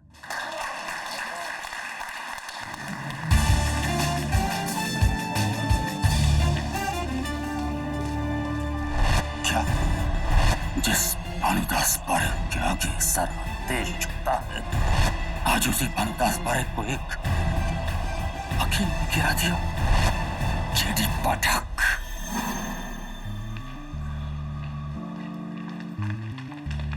बधाई हो केडी, आपने तो अनहोनी को होनी कर दिया। हारी हुई बाजी पलटकर एक बार फिर जीत आपकी। आज ना मेरी जीत हुई है ना प्रोसिक्यूशन की हार। आज सत्य जीता है। सत्य में जय। सत्य